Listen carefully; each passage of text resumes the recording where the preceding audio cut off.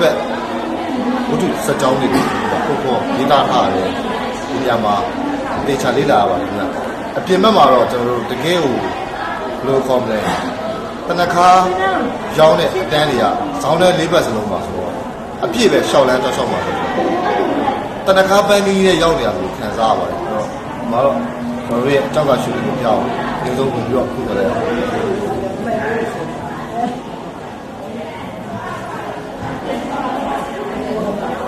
โอเคဒီဖျား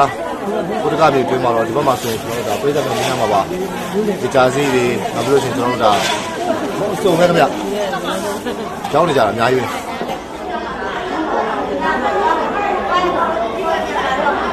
ပြည်သက်များခင်ဗျအခုကျောင်းရှိနေတာကကျွန်တော်တို့ကြောက်ကရွှေကူကြီးပြားဖြစ်ပါတယ်ဒီပြားမှာတော့ဒီဇောင်းလန်းလေးကိုဝင်လာရဆိုလို့ရှိရင်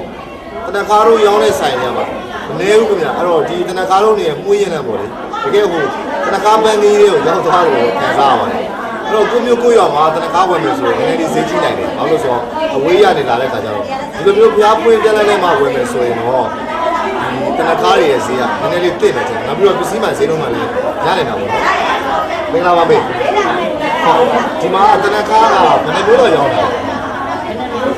ပြည့်အဝါရယ်ဟောပြည့်အဝါရယ်အပွေးအနေထားကြတော့ဘယ်လိုမျိုးတတ်မှတ်တာလဲကြောက်ပြီးလို့ဟောစောင်းပြကြောက်ပြီးဘယ်ကောင်ပုံမွေးရ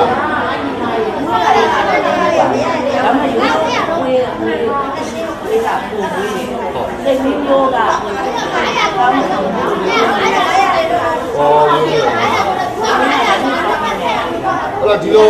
ရွယ်ဒီလိုလုံးဆိုရင်ဒါဘယ်လောက်ရှိလဲဘယ်လိုငါးလုံးဆိုဒီတုံးနဲ့တော့ရှိတယ်ဒါဆိုလို့ရှိရင်ရန်ကုန်မှာဆိုလို့ရှိရင်တော့ဒါအနည်းဆုံး3000လောက်ရှိတယ်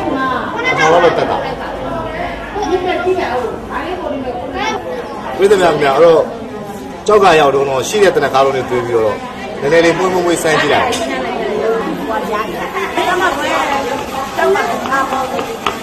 ခုလိုပူတဲ့ရာသီဥတုမှာတနခါလိမ့်တဲ့ခါကျတော့သားရီပို့ပေးပြီးတော့နေလို့ကောင်းတယ်ပေါ့